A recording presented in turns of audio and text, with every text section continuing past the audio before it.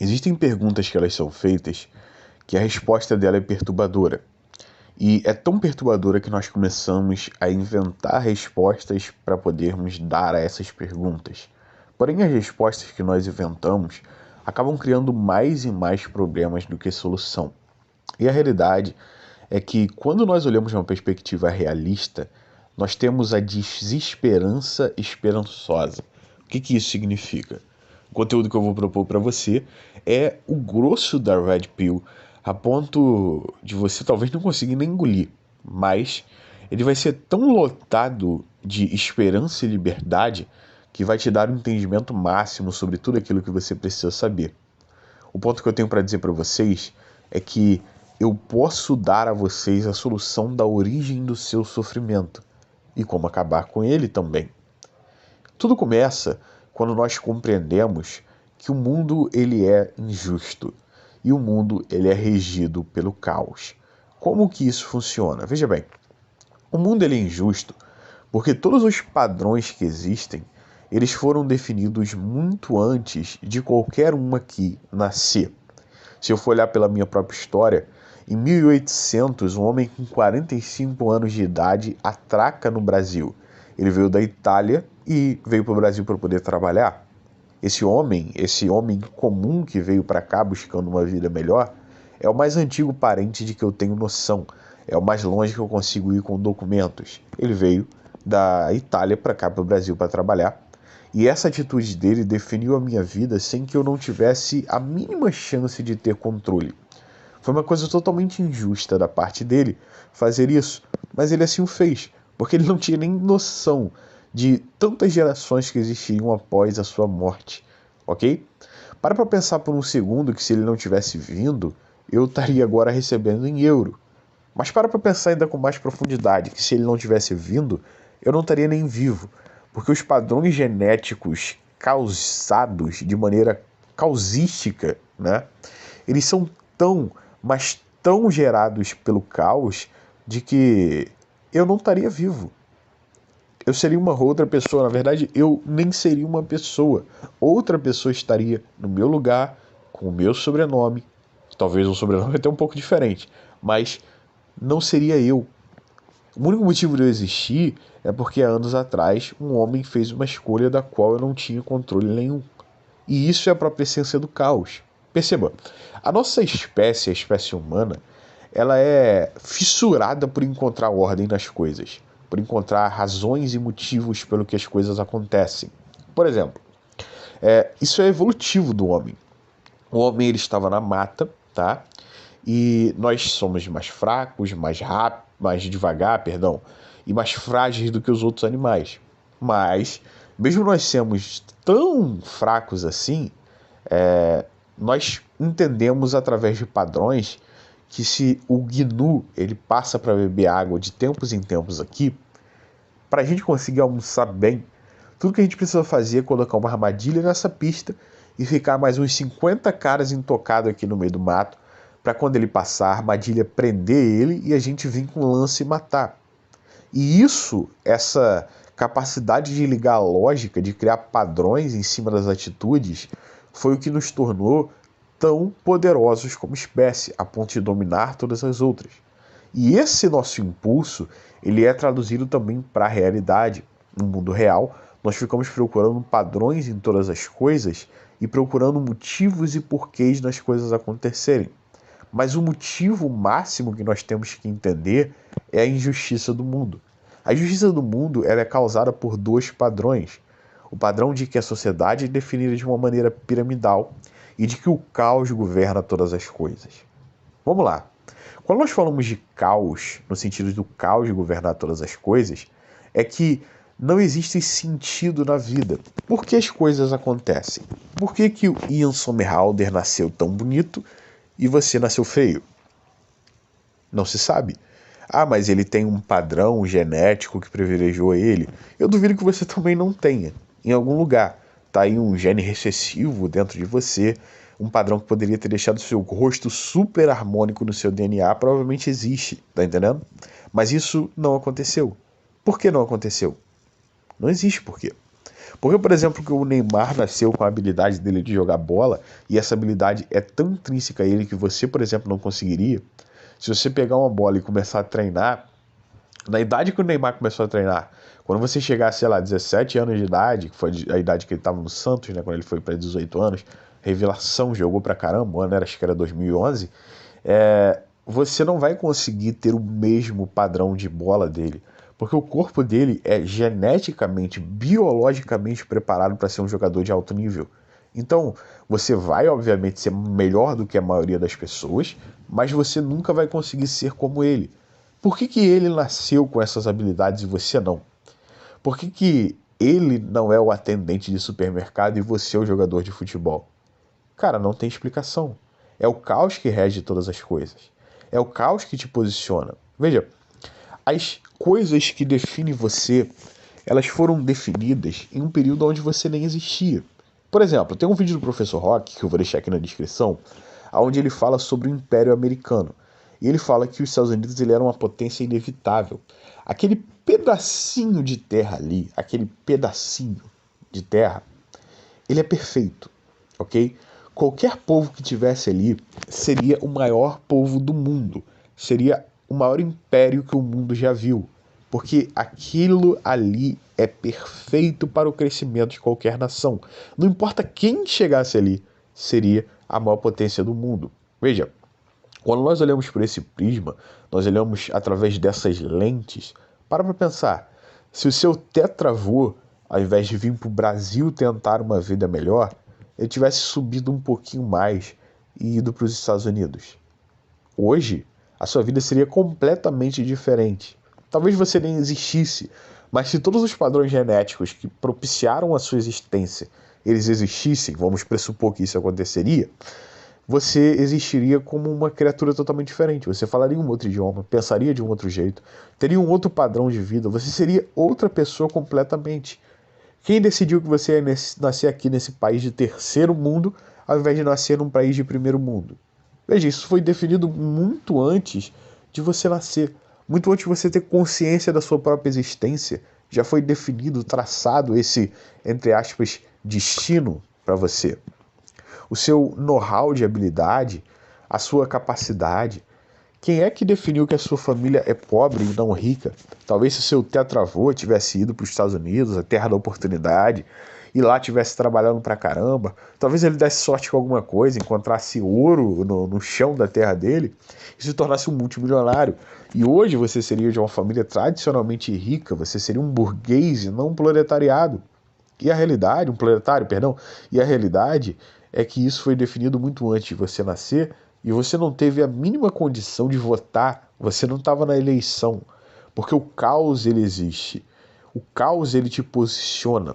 A essência da injustiça humana, ela reside no protótipo da glória. O que eu quero dizer? Veja bem, a sociedade humana ela se desenvolve como uma pirâmide. E aqui eu recomendo para vocês lerem um livro que se chama Sapiens, uma breve história da humanidade. O ser humano, ele é um animal como qualquer outro. E sendo um animal, ele não era, digamos assim, o topo da cadeia alimentar. Veja, o ser humano, lembre-se disso, ele é o animal mais fraco, ele é o animal menos resistente, ele é o animal mais lento entre todos os predadores. Então, quando se tinha uma caça, por exemplo, e aqui eu vou te falar uma coisa que talvez você não saiba, o leão vinha, abatia a caça, beleza? Abateu. Aí depois que o leão vem, você vai ter os predadores menores, você vai ter ali os lobos, você vai ter ali as hienas, né? Indo e pegando, devorando aquela carne. Depois que as hienas elas devoram aquela carne, aí vem os animais de menor porte, né? Os corvos vêm comer daquela carne, né? E no momento em que o corvo, a pomba, vem comer daquela carne, ali, dividindo com o corvo, brigando com o urubu, tá o homem catando o resto de leão e de hiena. Esse era o grandioso propósito da humanidade paleolítica. Era ficar no meio do mato brigando com um tamanduá por uma fruta. Era pegar carne de resto de morte de animal. Essa é a base humana, o estado natural humano.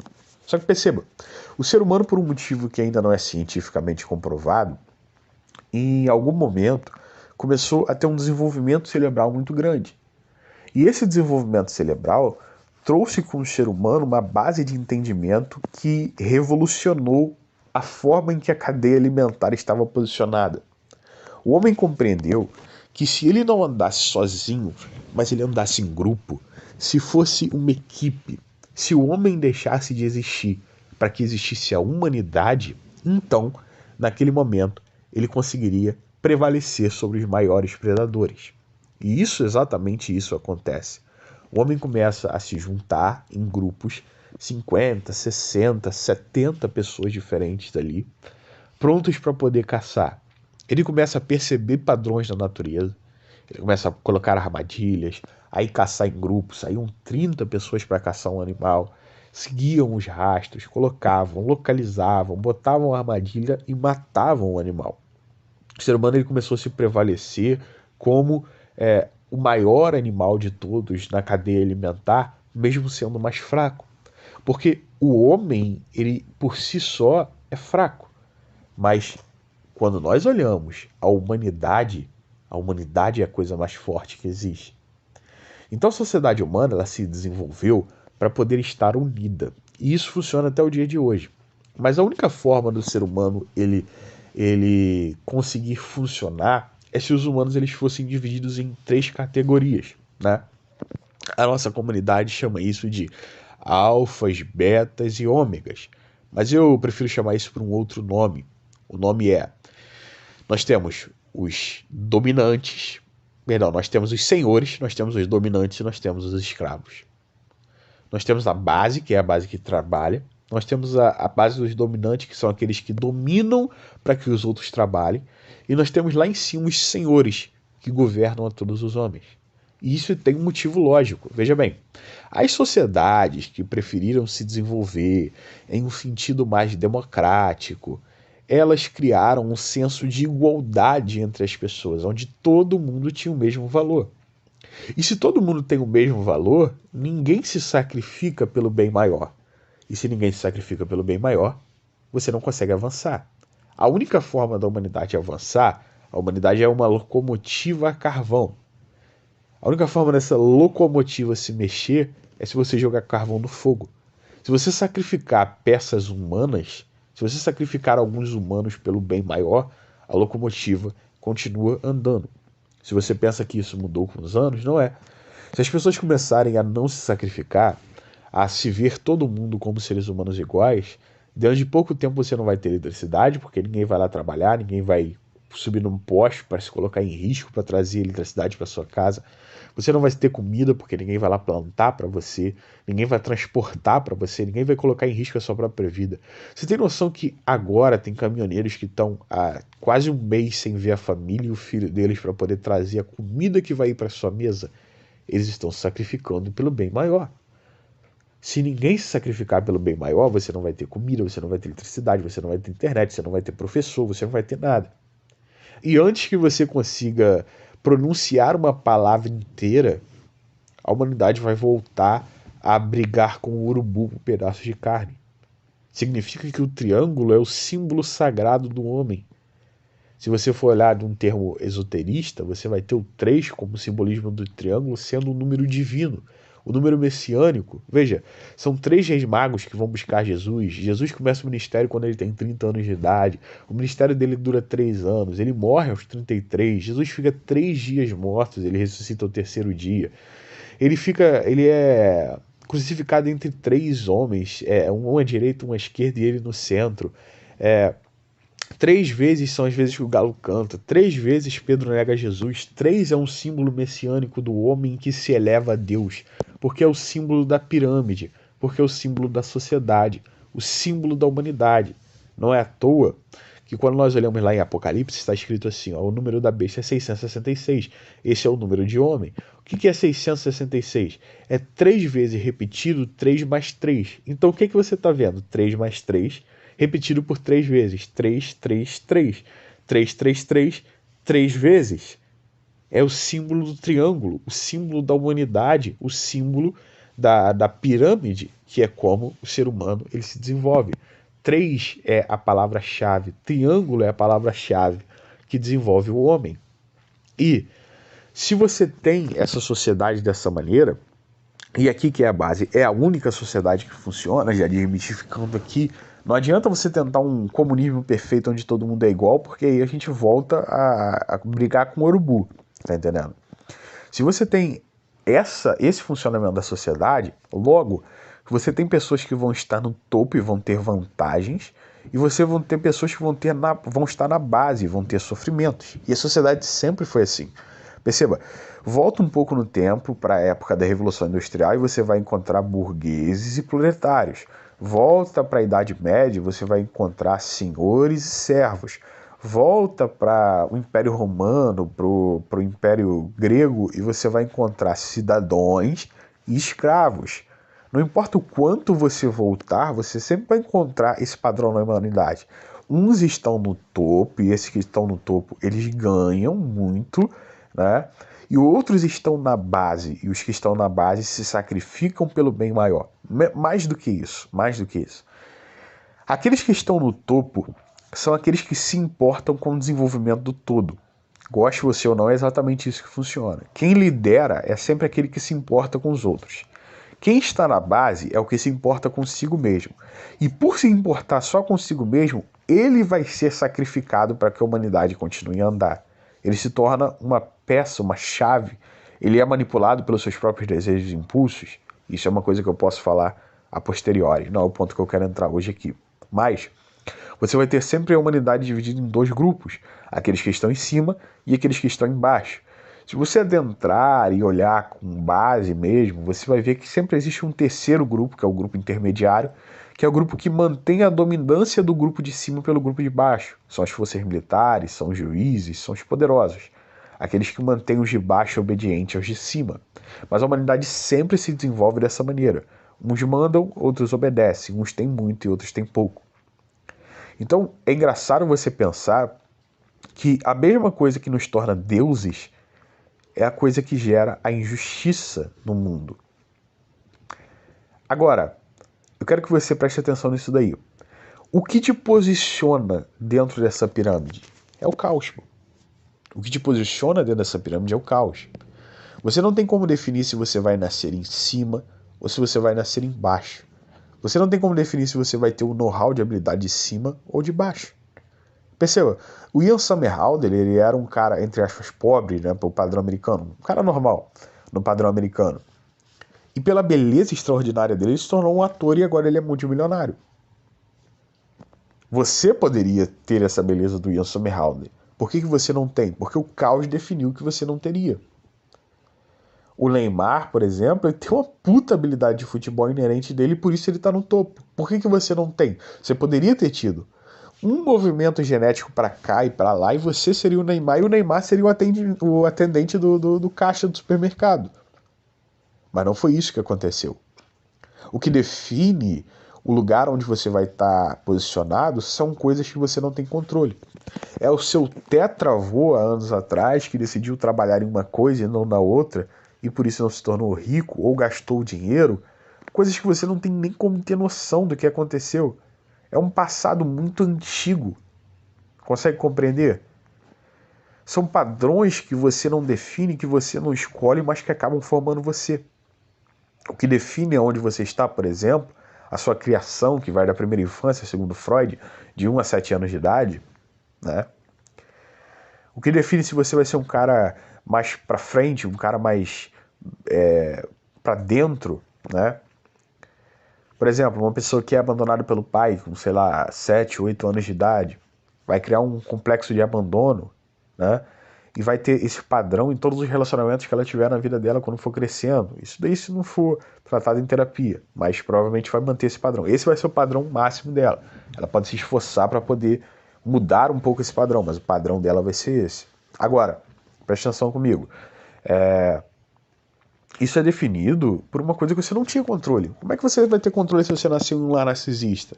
Como é que você vai ter controle sobre o que sua mãe falou, sobre as crenças que ela colocou na sua cabeça? Você não tem. O caos decidiu isso para você, ok? Isso foi decidido não por si próprio. Você não tinha nem filtro para poder definir o que você aceitaria e o que você não aceitaria. Tudo é muito antigo, tudo é muito anterior ao homem, tudo é muito definido antes que o homem possa escolher o seu próprio destino. E essa é a essência do desespero do homem. Essa compreensão de que o mundo ele é injusto porque ele é piramidal e porque ele é decidido por caos. Tem um texto muito bom em que o apóstolo Paulo ele fala assim: o vaso ele pode olhar para o olheiro e falar assim: por que me formaste assim? Não pode. E algumas pessoas que interpretam a Bíblia na primeira camada de interpretação, existem 4 camadas para se interpretar a Bíblia, elas olham para esse texto e dizem assim: veja, você não pode reclamar de Deus, você não pode falar de Deus, porque senão um raio cai na sua cabeça. Não, não é isso. A ideia codificada que Paulo está passando ali é que Deus ele é arbitrário. Isso não significa que Deus seja mal, que Deus esteja, sei lá, curtindo o seu sofrimento. A ideia é que Deus é arbitrário. O que ele decide que vai ser, você não tem como questionar, você não tem como resistir, você não tem como mudar. Deus é arbitrário. Da mesma maneira que um vaso não consegue mudar e falar assim: ó, não, olheiro, não me faz dessa maneira. Um homem ele não consegue mudar e olhar para Deus e falar: olha, não me forma dessa maneira, me forma daquela, me forma bonitão, me forma rico, me forma com habilidade, me cria em um lar assim, em um lar assado. Você não consegue. Você é só o vaso. O olheiro é arbitrário, o mundo é arbitrário. A arbitrariedade significa que você não tem como recorrer, tá entendendo? Não existe você nasceu, Deus te colocou para nascer em uma casa. Você chega e recorre, entra na justiça e fala: não vou nascer aqui não, vou nascer filho do Bill Gates. Não é você que escolhe quem você vai ser. Não é você que escolhe aonde você vai estar. Não é você que escolhe as coisas que vão acontecer com você. E aqui a gente começa a entrar na essência. Porque quando nós olhamos para o abismo que está na nossa frente, nós percebemos uma verdade inerente. O mundo é completamente injusto. Coisas ruins acontecem e não existe como você se proteger. Todo mundo quer dizer para você: não, se você for uma pessoa boa, coisas ruins não vão acontecer com você. Não, se você fizer o bem, você não vai sofrer. Não, se você servir a Deus, você não vai sei lá o quê. E a realidade é que não é assim que funciona. A todo momento, moedas estão sendo jogadas. Tá entendendo? Moedas estão sendo jogadas. Elas podem cair cara e tudo dá certo para você. Elas podem cair coroa e tudo dá errado. Tudo na vida é uma grande aposta e tudo é regido pela casualidade. Não existe uma coisa que você possa fazer que vai te trazer um resultado bom. Perceba, os antigos, eles já acreditavam nisso. Eles achavam que, nossa, o vulcão entrou em erupção. Então o Deus que está ali dentro do vulcão, ele está irado. Vamos oferecer uma virgem para ele. Vamos oferecer, sei lá, uma cabra. Vamos oferecer alguma coisa para apaziguar. E a realidade é que quando nós olhamos por um prisma científico, as ofertas que eles faziam ao Deus vulcão, entre aspas, não causavam efeito nenhum. Porque o vulcão ele entra em erupção na hora que nós temos um fenômeno tectônico que vai causar o fato dele entrar em erupção.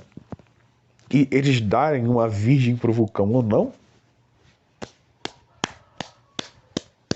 pouco importa para o vulcão entrar em erupção ou não. O vulcão entra em erupção a hora que o vulcão entra em erupção. Não há como impedir aquele mal de acontecer na tribo. E aí você olha e fala assim: poxa, mas então o que cria o mover de uma placa tectônica? Ela se move sozinha. O que governa ela é o caos. Significa que esse vulcão está tranquilo, mas ele pode entrar em erupção a qualquer momento. Então não adianta você viver como os antigos viviam, querendo oferecer a virgem ao vulcão. Porque é impossível. Você não tem como definir se uma coisa vai dar certo ou errado, se uma coisa é boa ou ruim, se tudo vai ir bem com você ou se tudo vai degringolar e vai ser uma bosta. Porque o caos rege tudo e o mundo é injusto. Uma pessoa ruim pode fazer merda a vida toda e viver super bem. Cara, o cara pode ser rico, o cara pode estar rodeado de mulher, viver uma vida de alegria, festa e diversão e ser o maior FDP do mundo. Da mesma maneira, o homem pode ser bom, pode ser o Miqueinha, garoto bom, garoto de igreja, garoto de família e viver uma vida miserável. Porque é injusto mesmo, tá entendendo? Às vezes pessoas boas têm bons destinos, às vezes pessoas ruins têm destinos ruins, às vezes pessoas boas têm destinos ruins, às vezes pessoas ruins têm destinos bons. E o que define aonde você vai estar colocado nessa pirâmide, nesse gráfico, é o caos. Não há ordem, não há governo, não há nada que se possa fazer. Você é aquilo que você é. Ah, mas eu sou sub-5, eu queria ser Shed. Problema, você não é. Ah, mas eu sou pobre, eu queria ser rico. Problema, você não é.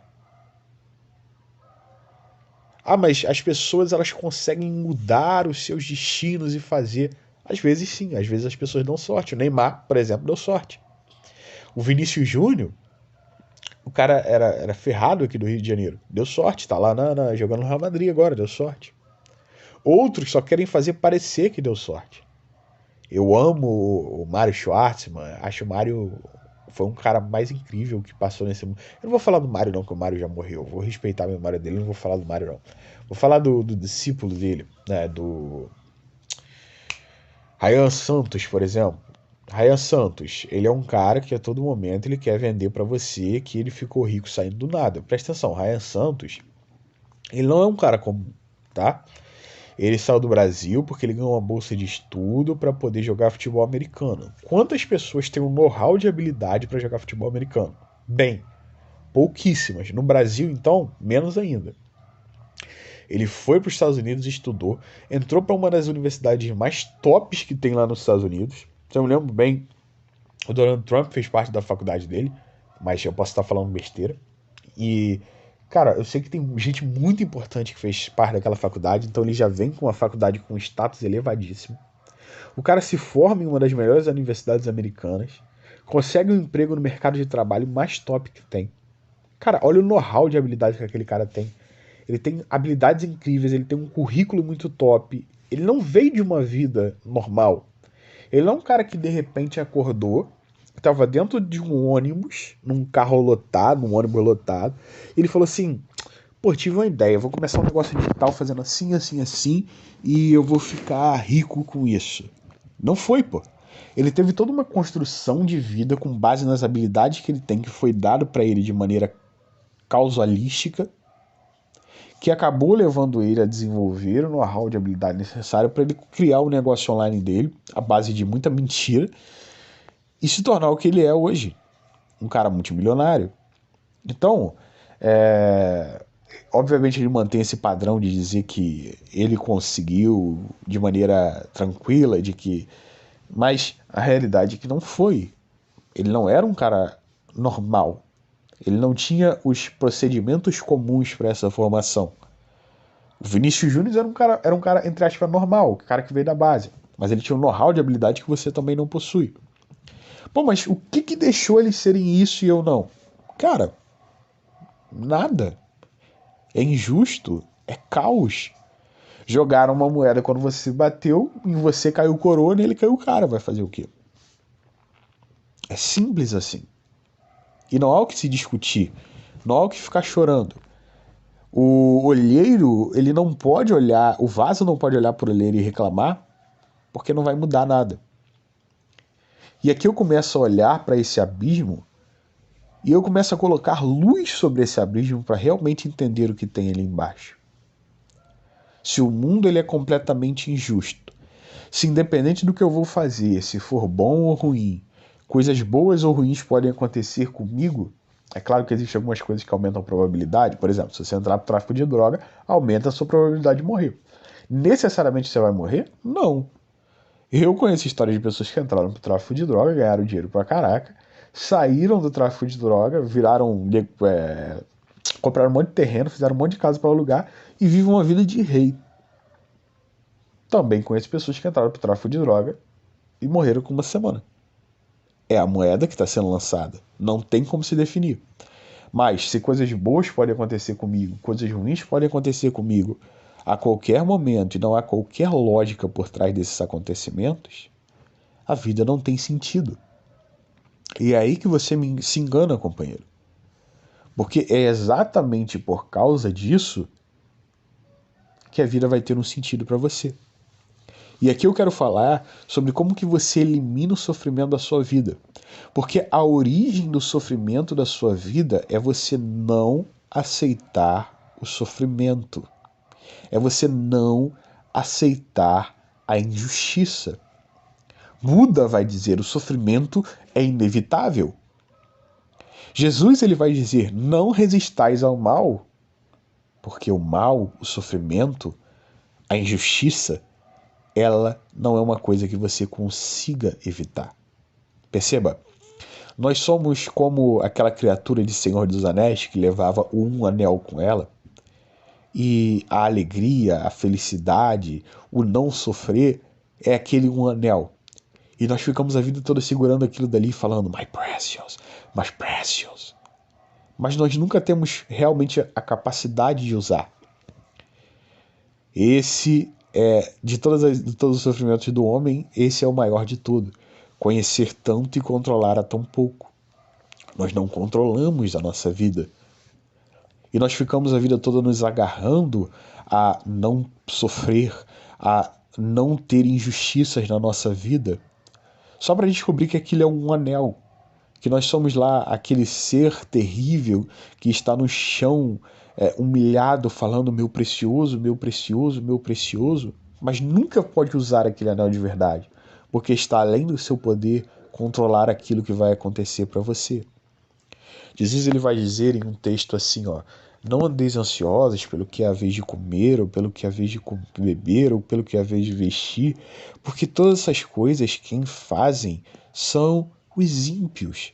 Perceba, Jesus ele fala assim, porque por mais preocupado que o homem ele ande, por mais preocupação que o homem tenha, ele não consegue avançar 1 metro a sua vida além do tempo em que ele iria morrer. O que Jesus está falando ali é o seguinte: você anda ansioso pelo seu sofrimento, você anda ansioso pela injustiça, você anda desesperado pelo que você vai comer, se você vai ou não passar fome, se você vai ou não passar frio, e isso não define nada. Você pode estar muito preocupado em não passar fome e passar fome. Você pode estar muito preocupado em não passar frio e passar frio. Ah, mas isso é impossível. É impossível. Pergunta para a galera da Ucrânia. Com certeza, em um dia o cara estava muito preocupado em, eu nunca vou passar fome, eu estou com muito dinheiro guardado no banco, eu tenho uma boa profissão, e no outro dia, bum, um míssil russo na cabeça dele, acabou. Tá entendendo? Para onde foi todo o dinheiro dele, toda a preparação? Para nada. Agora, se ele conseguiu sobreviver, ele tá lá na Europa, lá, vivendo na casa dos outros de favor. Talvez um cara que nunca pensou que isso aconteceria na vida dele, que tinha um bom emprego, uma boa vida e agora está vivendo na casa dos outros de favor. Se não estiver na rua. Ele estava protegido, protegido de quê? Não existe proteção. Vocês nunca leram o texto da Torre de Babel? A Torre de Babel, ela é um símbolo que diz o seguinte: os homens eles tinham medo de que Deus mandasse um outro dilúvio. E aí eles decidiram construir uma torre, para que essa torre chegasse ao céu. E se viesse outro dilúvio, eles conseguissem sobreviver. E eles começaram a construir uma grande torre.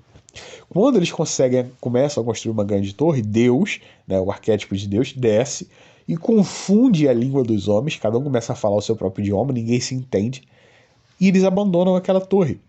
Vocês nunca entenderam a mensagem que a Torre de Babel passa para vocês? Que é o seguinte: não adianta você preparar uma torre para poder não ser pego no dilúvio, porque as suas línguas vão ser confundidas de qualquer maneira. Tá entendendo? Eles estavam se preparando para Deus mandar um dilúvio. Deus mandou confusão. E aí? O que eles vão fazer? Nada. Porque não tem como você prever o futuro. Não tem como você saber o que vai acontecer com você no outro dia. E esse é o início de todo o sofrimento. É o homem que se prende a entender a vida, é o homem que se prende a evitar o sofrimento e o caos, a tentar evitar a injustiça do mundo, e isso é extremamente inevitável. E eu gostaria de trazer aqui o conhecimento dos estoicos que muito refletiram sobre isso. Quando nós entramos no estoicismo, existe uma palavra que é muito mal empregada, meu Deus do céu, que é o desapego, né? Desapego hoje em dia virou uma palavra para meretriz colocar no Instagram e para coach de sedução falar na internet. Fala assim, olha, se ela te mandar mensagem, não responda na mesma hora, seja desapegado. Meu Deus do céu, que ridículo o que fizeram com esse conhecimento. A ideia do desapego, ela é trazida muito por Marco Aurélio, por reflexões de Marco Aurélio, e também muito por Sêneca. Eu gosto muito de Sêneca, tá? Marco Aurélio também é muito bom, não estou aqui falando de Marco Aurélio não, mas eu gosto muito de Sêneca.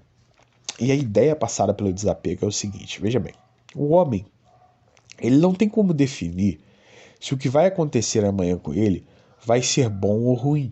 A única coisa que o homem pode fazer para não sofrer é aceitar que ele nada possui, que todas as coisas que estão com ele são como se fossem, na linguagem de hoje em dia, alugadas. Nada pertence a ele de verdade. Por exemplo, um homem se casa com uma mulher e aí ele é casado com ela. Veja bem, o que define que essa mulher não vai trair ele? O que define que essa mulher não vai trair, engravidar de outro homem, ele vai criar o filho do outro homem até 5, 6 anos de idade, depois ele vai descobrir e se separar? O que define que essa mulher não vai ter hipergamia e trocar ele por outro que ela achar melhor? O que define que ela simplesmente não vai acordar um dia e falar assim, cara, cansei de você, tchau? O que define que aquele casamento vai ser eterno? Nada. Nada define que aquele casamento vai ser eterno. Então como é que o cara ele pode ficar preocupado de, ai, essa mulher é minha? Cara, ela não é sua, ela está com você. No período em que ela está com você, você vai tratar ela como sua mulher. Aí eu não sei exatamente como que você vai fazer isso. Se você, sei lá, vai levá-la para jantar, vai pagar o jantar, vai dar um iPhone, eu sei lá. A vida ela é necessariamente inconstante. E aí é o homem que se apega, ele é novamente aquela imagem de um anel, né, agarrado e falando my precious, de uma coisa que é inevitável. Se ela tiver que te trair, ela vai te trair. Se ela tiver que te trocar, ela vai te trocar. Se ela tiver que engravidar de outra pessoa, ela vai engravidar. Você não pode definir isso, porque o homem não tem o poder de controlar aos outros. O único poder que você tem é de controlar a si mesmo. E nem tudo sobre você, tá? Você não tem como controlar se você vai ficar doente. Você não tem como controlar se você vai ficar vivo. Cara, você não tem como controlar se você vai sair na rua e vai ser atropelado ou um raio vai cair na sua cabeça. A única coisa que o homem tem controle, a única coisa que o homem pode se controlar é controlar a capacidade dele para aceitar aquilo que acontecer. A única coisa que o homem pode controlar é o desapego dele às coisas que estiverem ao seu redor. E a essência é, o homem que ele é desapegado, e aí eu avanço mais uma camada, o homem que ele é desapegado na própria essência da vida é um homem que não sofre, desapegado de tudo. Tem um texto do apóstolo Paulo que diz assim, deixa eu procurar aqui agora para vocês, é Filipenses 4, a partir do versículo 11, esse texto ele vai falar mais ou menos assim, ó. Não estou dizendo isso por me sentir abandonado, pois aprendi a estar satisfeito com tudo que tenho. Sei o que é estar necessitado e sei também o que é ter mais do que eu preciso. Aprendi o segredo para me sentir contente em todo lugar e em qualquer situação, quer esteja alimentado ou com fome, quer tenha muito ou tenha pouco. Deixa eu repetir isso aqui para vocês entenderem. Sei o que é estar necessitado e também sei o que é ter mais do que eu preciso. Aprendi o segredo de estar contente em todo lugar e em qualquer situação, quer esteja alimentado ou com fome, quer tenha muito ou tenha pouco. A ideia que Paulo está passando aqui é exatamente a ideia que eu quero passar para você. Não adianta você reclamar, não adianta você brigar, não adianta você se turbar. A única coisa que o homem pode fazer para acabar com o sofrimento dele é aceitar que ele não controla nada, que coisas boas podem acontecer, que coisas ruins podem acontecer e que você deve ser desapegado a qualquer coisa que acontecer na sua vida. Sabe por quê? Porque a essência da vida é a morte. Todo mundo se pergunta qual é o propósito da vida. Qual é a direção que a vida anda? Tem uma palavra certa. Qual o sentido da vida? O sentido da vida, na própria epidemiologia da palavra sentido, a direção em que a vida anda em direção à morte. Dentro do caixão, olha só, quando você estiver lá embaixo sendo devorado, e aí não importa o que você acredita, você pode acreditar em uma reencarnação, você pode acreditar em a vida após vir, mas a realidade é que ninguém tem certeza, tá? A única certeza que nós temos é que aqui você não vai estar, que comendo você não vai estar, que sentindo você não vai estar, porque você não vai estar aqui. Essa é a única certeza que nós temos. Dentro do caixão, que diferença faz entre você e o Ian Somerhalder? Ele é bonitão, ricão, e você é o que você é. Não faz diferença nenhuma. Porque naquele momento dentro do caixão, você não existe e ele também não. Você não sente e ele também não. O único momento onde os homens são iguais é quando eles morrem. E esse é o sentido da vida, é a morte. E se o sentido da vida é a morte, e a morte ela é o maior mal e é inevitável, que dirá as outras coisas da vida, cara? E quando você olha por esse prisma, o que te impede então de agir da forma que você quer agir usando as cartas que você tem? Nada. O sofrimento do homem ele se origina em duas coisas: não aceitar o mal que foi feito no passado e não aceitar o mal que pode ser feito no futuro. Ah, eu não nasci Shed. Ok, não tem que mudar. Esse mal ele já aconteceu com você, já aconteceu no passado. A única coisa que você pode fazer é viver a sua vida com as cartas que você tem. O sofrimento ele vem de você ficar remoendo isso. E por isso que a nossa comunidade tem tanto um incel frustrado, irado, querendo explodir o mundo, querendo virar o Coringa. Porque vocês não aceitam o mal que já aconteceu. Já aconteceu. É isso. As cartas que você tem na vida são essas. A única coisa que você pode fazer é jogar com as cartas que você tem. O futuro, ele também guarda males. Ou bom, ou coisas boas. Não tem como saber. E ficar se preocupando com o futuro também é causa do sofrimento. É o cara que se casa e bota detetive atrás da mulher, hackeia telefone, bota um drone seguindo a mulher, não sei. Ele só está causando sofrimento. Presta atenção, a vida ela tem um tempo limitado e você está morrendo. O tempo ele escorre entre os seus dedos. Isso é o que Sêneca fala no livro Sobre a Brevidade da Vida. A vida ela é como se fosse a água. E ela vai escorrendo no meio dos seus dedos. E você não tem como segurar aquela água na sua mão. A única coisa que você pode fazer é aproveitar a passagem daquela água. Quanto mais tempo você se perde sofrendo pelo mal que aconteceu no seu passado, quanto mais tempo você perde tentando se prevenir do mal que pode acontecer no futuro, mais tempo você perde de vida. Mais tempo que você poderia estar feliz, satisfeito, você vai estar insatisfeito. Então a essência da felicidade é entender que o mundo é injusto, que tudo pode acontecer a qualquer momento e aprender a aceitar. Aceitar a ter muito, aceitar a ter pouco. Né? Ser feliz com... Vou dar um exemplo bobo aqui, tá, gente? Mas é o cara que é feliz com a Margot Robbie e é feliz com a mulher feia também. Aceita aquilo que tem. Aceita aquilo que a vida dá. Porque não tem como controlar. E essa é a maior realidade de todas. Não há como controlar. Não há o que se fazer. E se não há o que se fazer, cara, o que impede você de fazer o que você quer? O que te impede, cara? Por exemplo, digamos que você quisesse ser jogador de futebol. Isso é uma ideia ruim? É uma ideia ruim, né? Vamos dar uma olhada aqui. Quanto que ganha um jogador de futebol? Qual a média de salário? 80%, 88%, 90% dos jogadores de futebol recebem entre 1 a 4 salários mínimos, ok?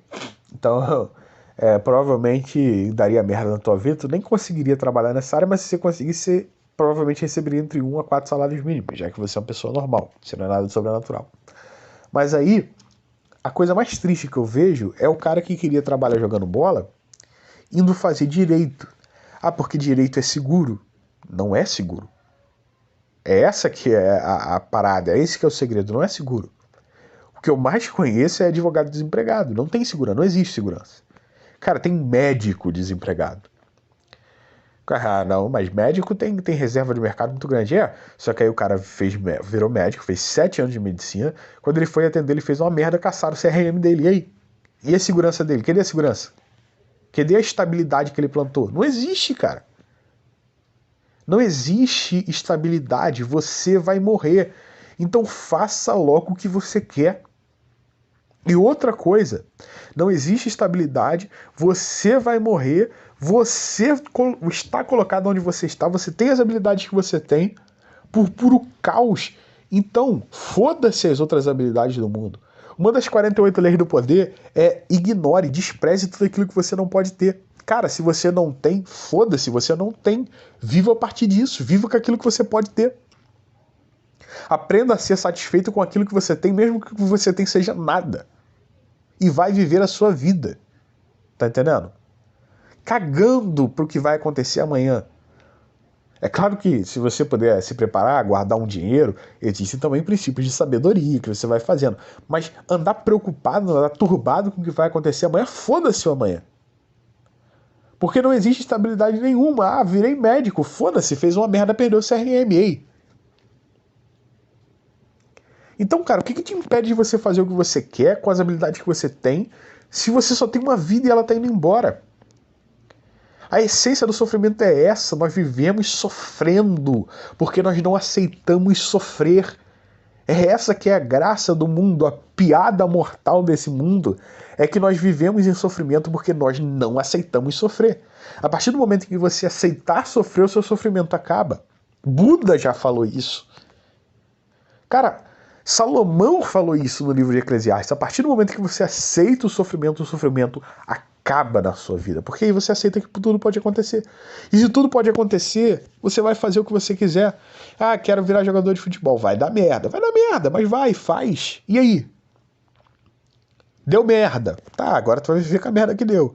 Pô, queria ser jogador de futebol, mas não consegui, agora não fiz faculdade, não fiz nada, não tenho curso, não tenho nada. Vou trabalhar ganhando um salário mínimo. Beleza, aprende a ser feliz com um salário mínimo e vai viver a tua vida de um salário mínimo. Agora, o que você não pode fazer é buscar uma estabilidade que não existe. O que você não pode fazer é viver a sua vida tentando impedir o sofrimento do amanhã, tentando reclamar do sofrimento do homem. Você é o vaso, o olheiro já te fez, então dane-se como você foi feito. Viva a partir disso. Viva dentro das possibilidades que você tem. Pô, mas eu queria ter mais, mas não consigo. Se você queria ter mais e não consegue, você ficar com essa regra alta, reclamando de que você não tem, só vai te deixar mais triste. Abaixa a régua e vai viver a vida. Pô, mas eu queria andar de Ferrari, mas tudo que eu tenho é um Gol. Fazer o quê? Se você tem um Gol, abaixa a régua e fica feliz com o teu Gol. Faz o teu Gol ser o carro que tu mais ama no mundo. Nossa, tudo que eu desejo é um Gol. É isso, cara. É isso. Eu não vejo lógica do cara que mora dentro de uma favela, tá entendendo? O sonho da vida dele fosse ter uma Maserati. Você não vai ter uma Maserati. A única coisa que você vai ter é o sofrimento. Então, pô, eu moro dentro de uma favela. Eu nunca vou ter uma Maserati. O que eu tenho que sonhar? Eu tenho que sonhar em ter um Gol quadrado? Sonha em ter um Gol quadrado, pô. Um Gol quadrado é possível de ter. Depois que você tiver esse Gol quadrado, aí você pode sonhar com outra coisa. E aí você vai ser satisfeito com aquilo que você tem. Sonhe em sonhos possíveis, cara. Sonhe em coisas reais. Para de sofrer por antecipação. Aceita o sofrimento, aceita que tudo pode acontecer. Você pode ser um sucesso ou você pode ser um assalariado. Um salário mínimo por mês. Aprenda a ter muito, aprenda a ter pouco, aprenda a ser desapegado. Aprenda que aquela mulher que está deitada na tua cama do teu lado, ela pode dizer que te ama, que vai viver o resto da vida contigo, que você é a coisa mais importante da vida dela e pode te trair, pode te deixar. Ou não, ela pode ser a mulher mais fiel do mundo e morrer. E de qualquer maneira você vai ter que aprender a não viver mais com ela. Então aprende que, por exemplo, aquela mulher que está do seu lado, ela não é sua, ela está com você. O seu carro não é seu, ele está com você. A sua casa não é sua, está com você. A sua saúde não é sua, suas pernas não são suas, cara. Você já parou para pensar que você pode cair, quebrar sua coluna e nunca mais andar? Desapegue-se. Aprenda a sofrer. Porque no dia em que você aprender a sofrer, o sofrimento da sua vida vai acabar. Essa é a essência da felicidade. Compreender que o mundo é injusto, que você está nesse mundo e que, ora, independente do que eu vá fazer, a vida, ela, ela tem, ela tem seus próprios planos. Ela é movida por caos. Ela é injusta. Então a única coisa que eu posso fazer na minha vida é viver ela da melhor maneira que eu puder. É viver ela como eu quiser. Para não ficar nas minhas palavras, eu deixo o mais sábio homem falar, Jesus Cristo. Por isso vos digo, não andeis ansiosos pela vossa vida, quanto ao que é a vez de comer ou beber, nem pelo vosso corpo, quanto ao que é a vez de vestir. Não é a vida mais do que o alimento? Não é o corpo mais do que as vestes? Observai as aves do céu, elas não semeiam nem colhem, nem ajuntam em celeiro, contudo vosso Pai é celeste as sustenta. Porventura valeis vós muito mais do que as aves. Qual de vós, por ansioso que esteja, pode acrescentar um côvado no curso da sua vida? Por que andeis ansiosos quanto o vosso vestuário? Considerai os lírios dos campos, eles não trabalham nem fiam. Eu, contudo, vos afirmo que nem Salomão em toda a sua glória se vestiu como qualquer um deles. Ora, se Deus veste assim as árvores do campo, que logo existem e amanhã é lançada no forno, quanto mais a vós outros, homens de pequena fé. Não vos inquieteis dizendo que comeremos, que beberemos, ou que vestiremos, porque os gentios é que procuram todas essas coisas. O vosso Pai Celeste sabe o que vocês necessitam delas. Buscai, pois, em primeiro lugar, o seu reino e a sua justiça, e todas essas coisas vos serão acrescentadas. Porquanto, não vos inquieteis com o dia de amanhã, pois o amanhã trará os seus próprios cuidados. Basta a cada dia seu próprio mal.